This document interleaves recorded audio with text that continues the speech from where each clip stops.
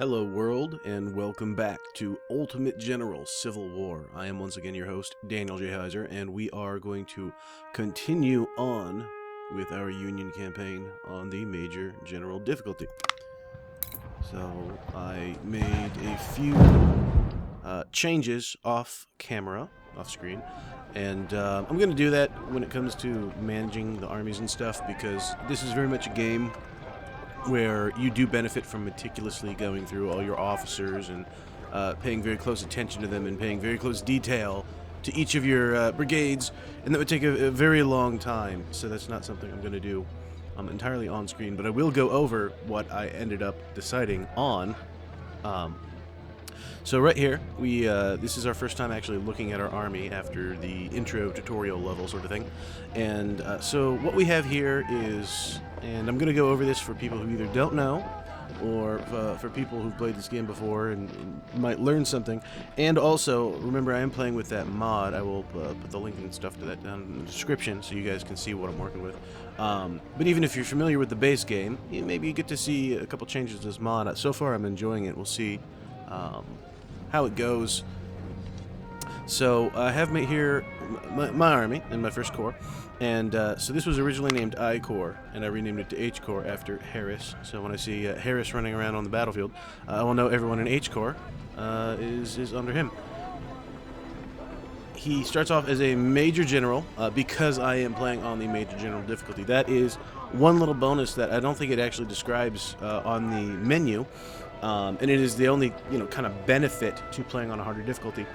But you actually start off at whatever rank of difficulty it is that you start off on. And starting off as a Major General is great because it means I actually get to select 2 perks right off the bat for my general, and it also means he's a 2-star general, which is, the highest ranking officer that I have at the moment, which is excellent. So the 2 perks I picked for him are Tactics, which is going to increase my entire army's, or my entire corps, I should say, their speed by 5%, and then the second tier allows you to choose which kind of units you specialize in, and I of course went with infantry because that is the vast majority of, well, what my entire army is going to be. So that gives you a bit of melee, a bit of firearms, and a reduced reload speed, which is very nice for every single infantry unit. G. Harris, I should say, is he's going to be my highest ranking officer, so I'm going to put him in the Corps Commander position. And the reason for that is you want your highest ranking officers in the highest position where they can affect the most troops. So his high rank is going to influence the command, and from the command stat, that kind of influences other stats that a unit has. So you want your highest ranking officer in, let's say, the Corps Commander slot, because he will affect every single, not just division, but every single brigade within each division in the Corps. And then you want your next highest generals to be your division commanders, of course, because that's going to affect every single brigade in the division. And then you want good officers on your individual brigades, of course.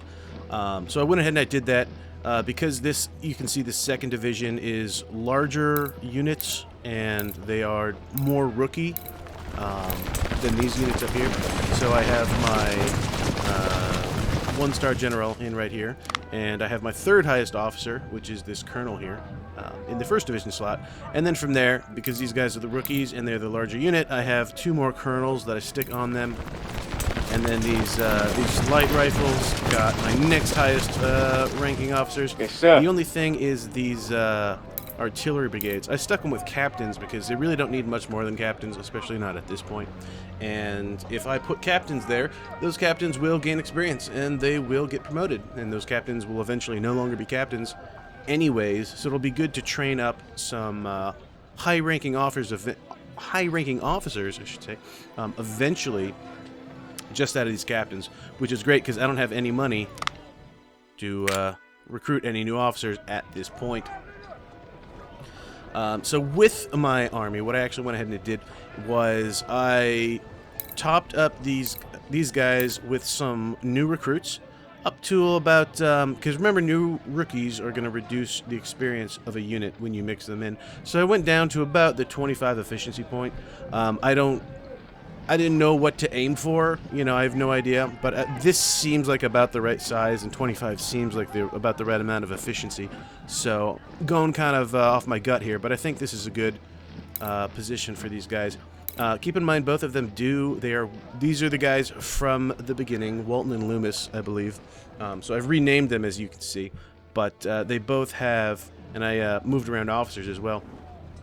But these guys do have both endurance course training, which means they're going to have increased stamina and increased movement speed. Keep in mind the movement speed as well on my general. So these guys will be moving 15% faster total, which is excellent, and they've got great stamina.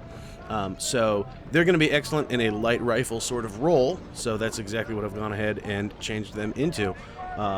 Just with a renaming, but now that'll help me organize them a little better. I have a 10-pounder over here.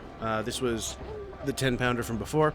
And he also has a stamina thing, so hopefully that should help him keep up his rate of fire over a longer period of time and such, make his barrages more effective. Over here, I have these two larger units of 1250 of just regular line rifles. And I've gone ahead and put my best officers on them because they are larger units. So hopefully the guys will come in handy as, I don't want to use them as meat shields, but I'd rather take some losses over here than on these guys, you understand? Finally, we have this 6-pounder, which I moved up to, bumped up to 12 men. 12-men brigades are a very efficient size for artillery units in this game. And so I'll go ahead and do that. The 6-pounder field is not an excellent gun, but I do have an efficient sized brigade of a not so great gun, so I will make the most of it. It's not all bad. It's not as worthless as some folks will make it out to be, but it is definitely the worst gun in the game, so you've really got to make it work, and that's what I'm going to try to do. Over here on the career tab, I put my my point that I just got into politics. That's going to bump me up to 4 points of politics, which is going to bump me up to exactly, I do believe, 10. Yep, 10 increased income and 10 increased recruiting victories, rewards from battles. So that will be very handy coming into this next battle. The distress call, and then even moving into Bull Run. You know, that's a significant amount of money and number of recruits to be getting from a bonus from a major mission like this. So we're only going to go from there. Keep in mind the major general difficulty also starts with minus 10% income and recruiting. So now, after all these points, I'm basically finally back at the default amount of income and recruiting, more or less. So my next point will hopefully be going into army organization, hoping that I actually win this next battle. So there we go, I'll get into it. I hope I didn't spend too much time, bore you too much with this whole army building stuff, either now or in the last episode. But since it's the first time we're encountering it in the campaign, I do want to go into it a bit, for those who might not know, or for those who want to learn, or what have you. Although I won't be going into quite so much detail in the next ones. Did just want to show this off, and especially a lot of the army building aspects. So I'll go into it. But hey, one last thing I want to point out before we actually get into it, just because it's a very useful thing to know, is supply, as you can see right here. So this determines how much is in your supply wagon, and you're going to go around, refilling your supply, your ammunition with this in battle. Now you can have a lot more than 6,000 on a wagon. I just kind of ran out of money because I'm kind of broke, unfortunately. So this is all I can do, but we'll make it work, and then I'll try to up the amount of supply I bring with me, because that is key in every battle. You want to have as much supply as you can. Once you run out, you're very much boned. You're much more boned than you were before, I should say. So let's go ahead here. We're going to start this one distress call. So essentially, we've got two Union forts. This is a Union supply depot area, and Confederates are going to be coming in from at least 2 flanks, while we start off with some friendlies in the area and a few brigades, and the rest of our troops are going to be coming in from this road over here. You can see they're going to be having much more troops than us, which is unfortunate, but we will have defensive positions, so hopefully we can make...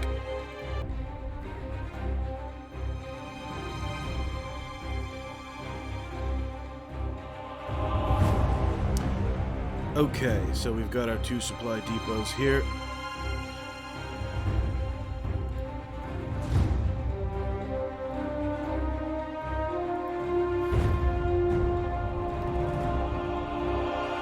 So it's good that we have some skirmishers, some cavalry, and some infantry, although not nearly as much as I would like. We're going to be coming on from this direction, so we'll be coming down this road when we come. So what I want to do here is,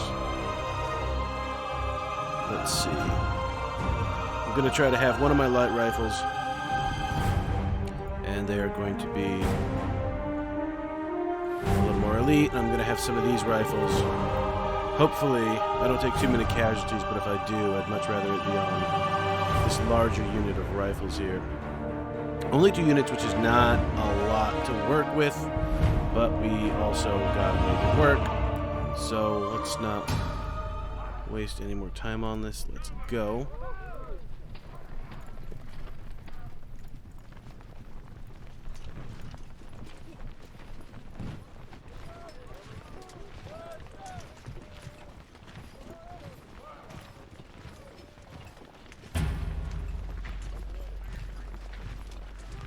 Okay, well, here they come.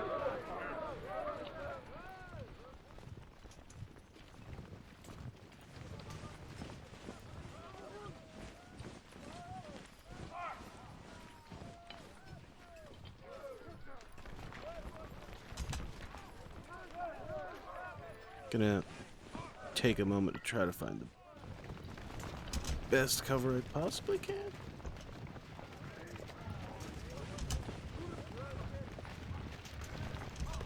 Okay, I hope I didn't waste too much time on that. Because here they come over here.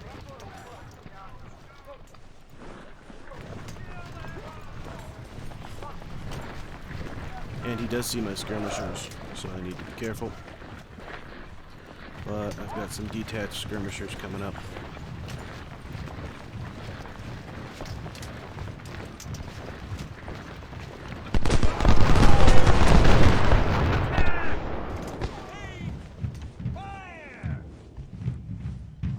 For now, it's just worth it for me to buy some time for everybody else to come around.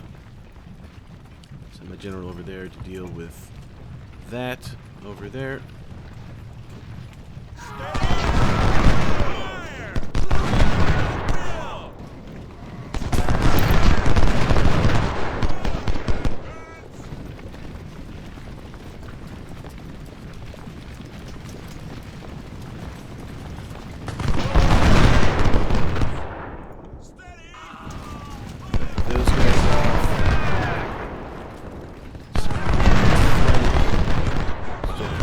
There.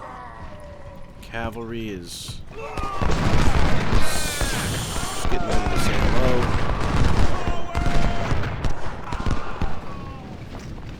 But that's alright, that's alright. I wonder if I can run. Okay. This is risky and probably a bad idea, but let's go ahead there as they come on here. Okay. Run away.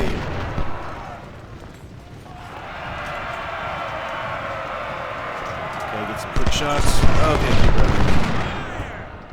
Maybe up to the tree line. Okay, keep running.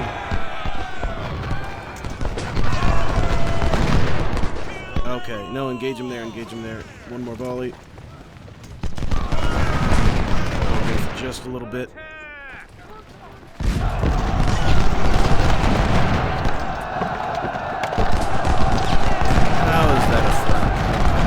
Clearly not going our way.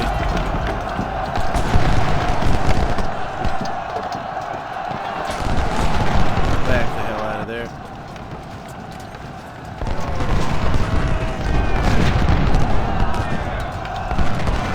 Yikes, now that hurt. It was a nightmare. What the fuck? But then I gotta get a flank on him for this too, right? Oh, he didn't seem to mind too much. God damn. These guys, I can't tell. Run more! Keep running, do more run. Oh, nightmare. Yeah, this is the worst where I can't control them, so I can't tell them to get the hell out of there. It's really what they need to do.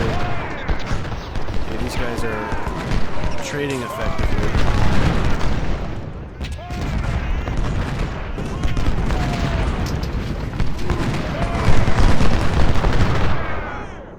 Okay, that's good work for me.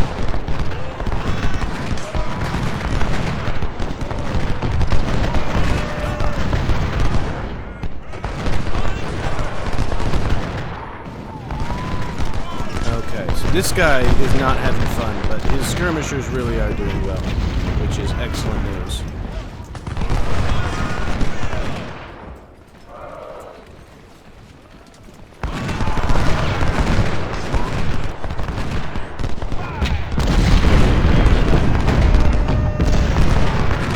These guys still getting shots off? Alright, good for them.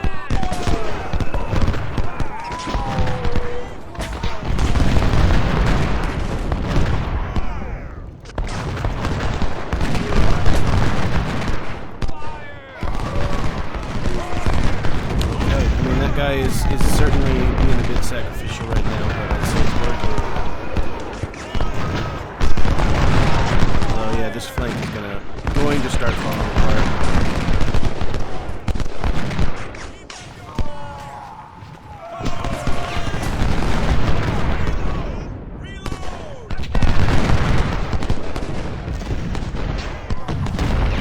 So far, so good. Oh, these poor dudes are now getting cannons over here.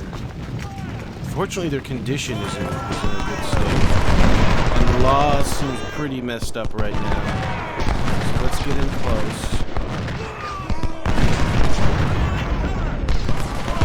Go in for the hit.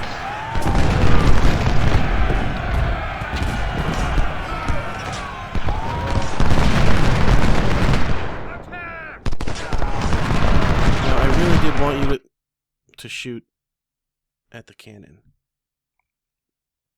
because that is a big threat. But here we go. Reinforcements. Reinforcements are just in time, I will say. That is no lie. Okay. Yep. Feel free to get the hell out of there.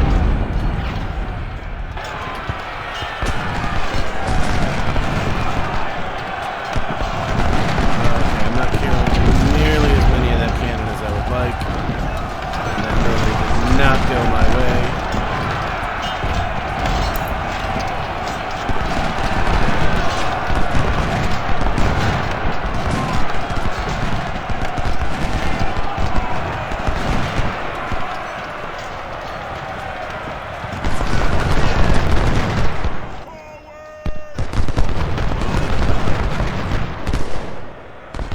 Okay, he's got good cover over there. So this will be an instance where I do pause just to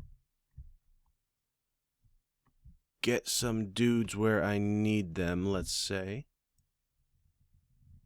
So my light rifles will head down that way. Regular ass rifles will go down there. I'll have my artillery follow. So an excellent feature in not just this game, but this series is being able to actually plan out and draw out routes like that. Unique to this, I haven't really seen that in any other. I suppose you could do it in Total War. I've never really. I don't know if you can or can't, but it's something that really comes into good effect here, and this is definitely the only real use I can recall, but definitely the most effective use of this kind of thing. It's almost like one of those History Channel documentaries where you got the little arrows going everywhere, and it just works so well because you want to avoid traveling too much through woods. They're going to slow you down and they're going to tire you out. So you want to go through passages like that. You actually want to identify that and then have your units go along in such a way. So these guys have their orders. I can actually even get some skirmishers, which is probably what I need right quickly.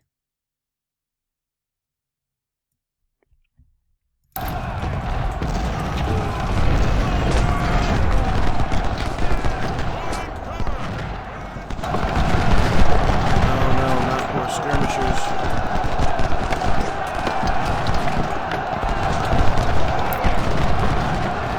Keep falling back.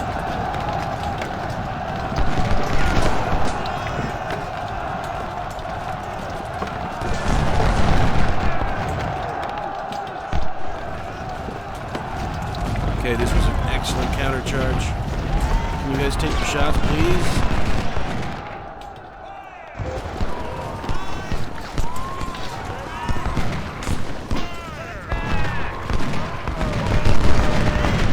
See, they got rear flanked somehow, and they're not even engaging anyone else. Come on, man. Bummer, bummer, bummer.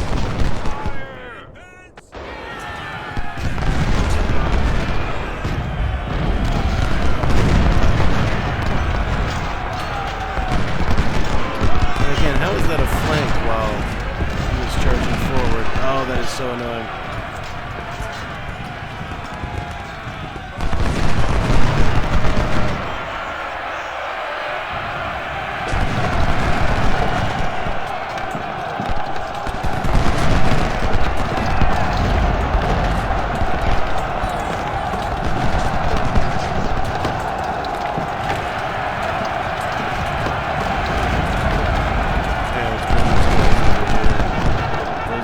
Beat up, not too much they can do.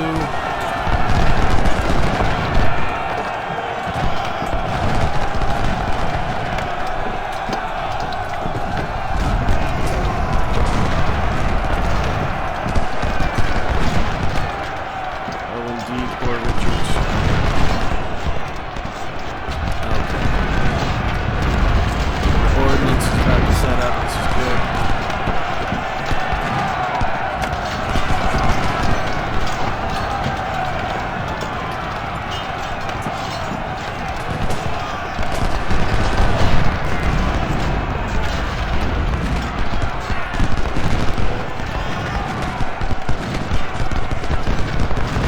Oh, they are in good cover over here. This is better cover than the fort itself, honestly, which is kind of a disappointment.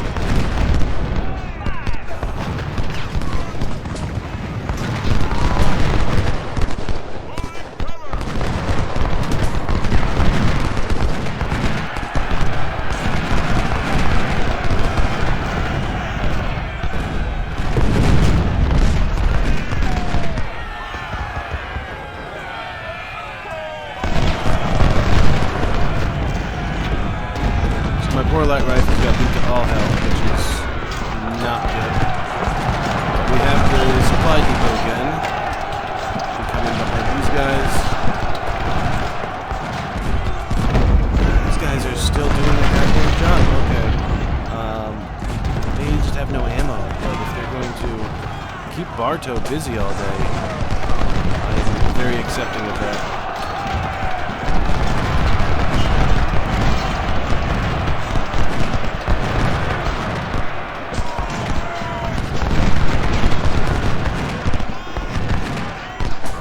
Consolation is that the skirmishers are doing very well, even if they're kind of not having a great day.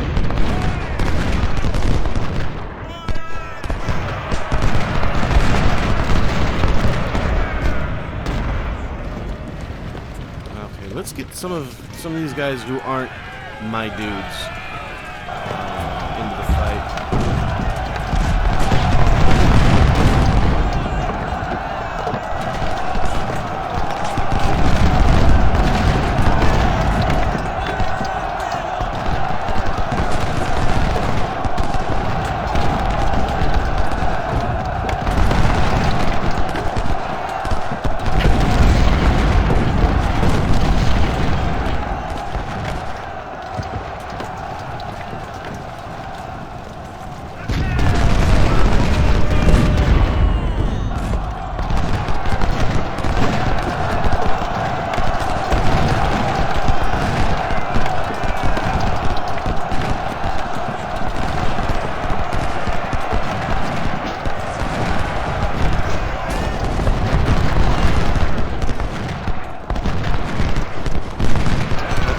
To have him in a pretty good trap here.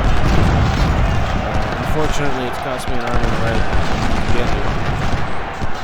Or many arms and many legs to be precise. But now we are in a very solid position. I feel like we can beat him back very well. The poor light rifles got really beat up, but my regular rifles are going to get some great experience out of this.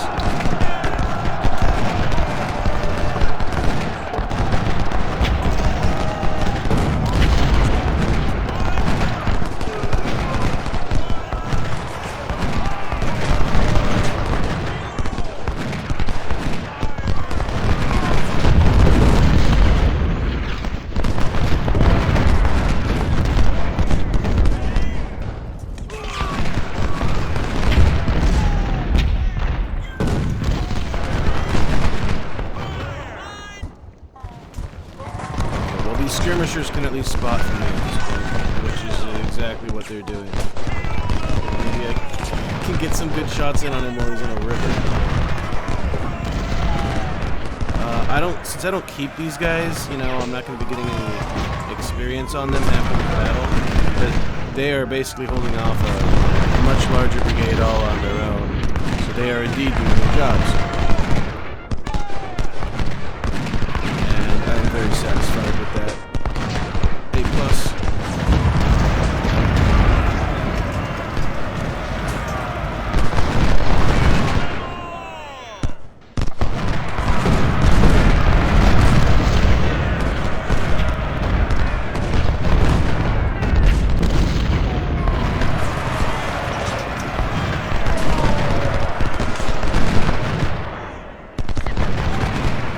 Try to get Woods back in here as much as we can.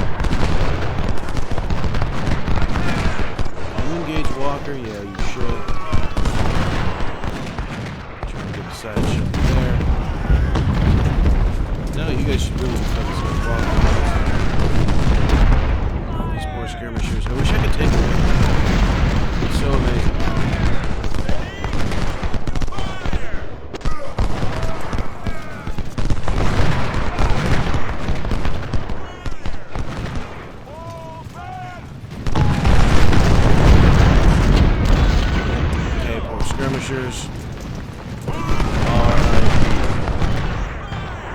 But they did an excellent job, and they kept a lot of my guys from dying in the process, which is very kind of them. The same is about to happen. These guys have just more than done their job. Okay, let's get a little more aggressive in our positioning.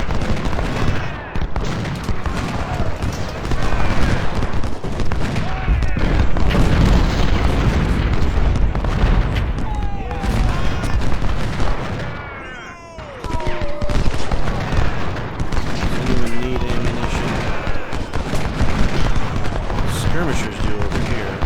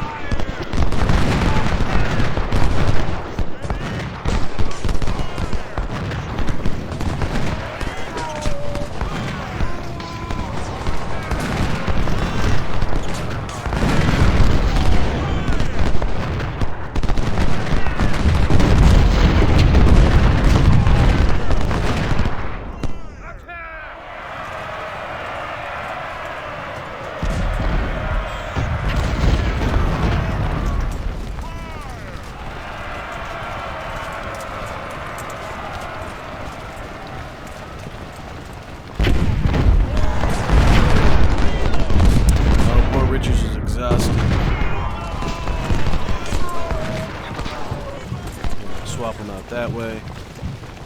We'll have a nice happy ending. These guys come back here.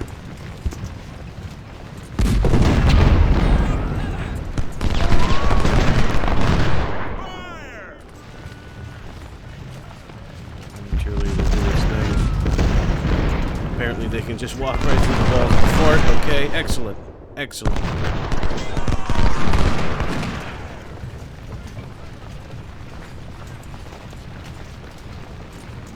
Okay, 500 kills on these guys though. That's not bad, but it's just taken too many hits for this to have been worth it for them, but for everybody else, that's a different story.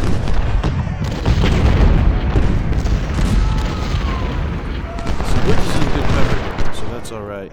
And Richards is engaging him directly.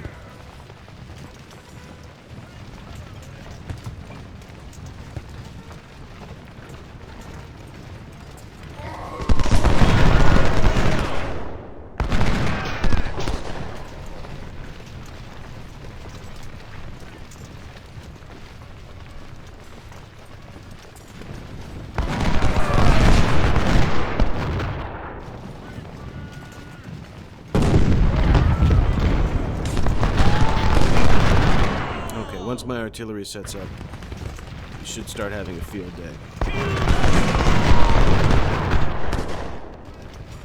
I've got pretty good coverage in my defenses here if they actually try to move up. So at this point, it's just my artillery is going to have some fun tearing them apart.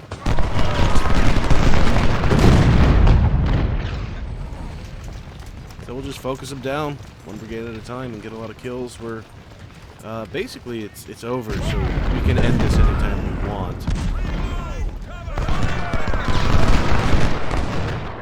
Which will indeed be nice.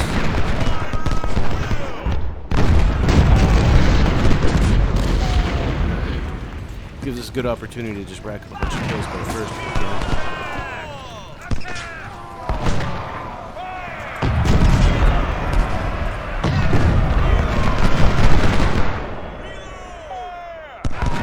See, like, why is Richard taking... Why is he getting so beat up for a dude who's supposed to be in a fort?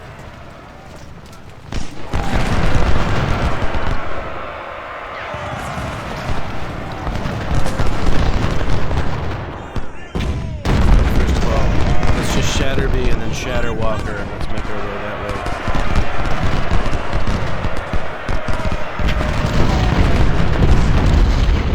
Walker wants to join us.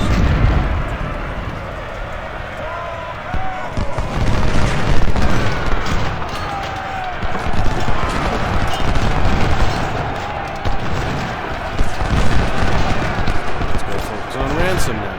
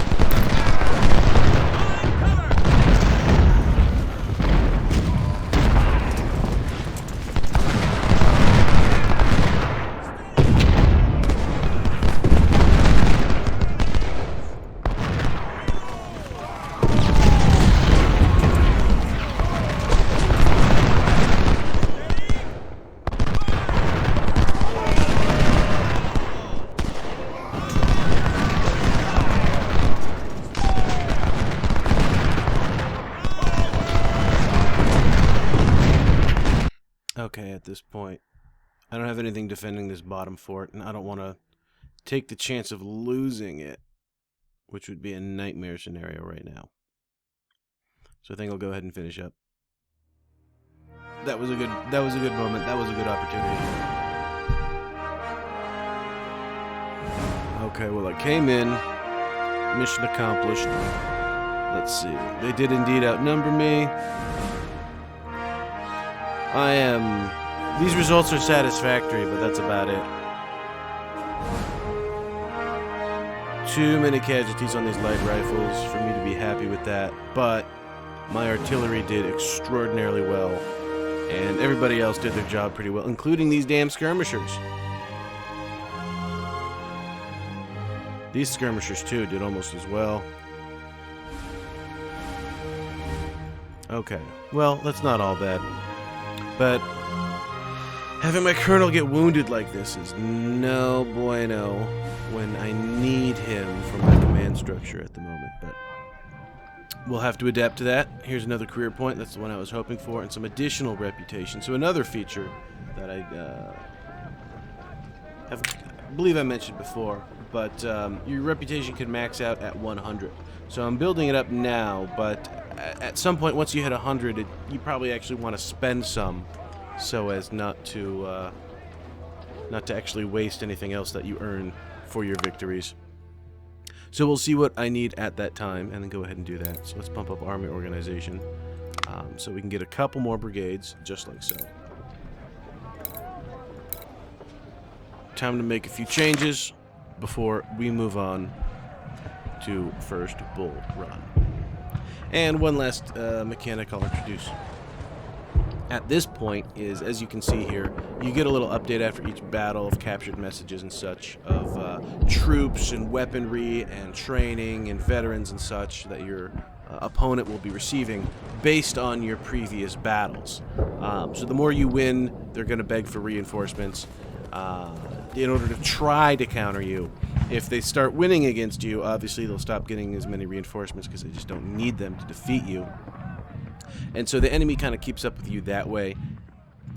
As you build your army, your opponent's army actually kind of scales along with yours. So as yours grows, so does theirs. So that's also a very interesting element to keep up with. So I will take a look at this, I will rebuild this, and then we will be back for the first battle of Bull Run.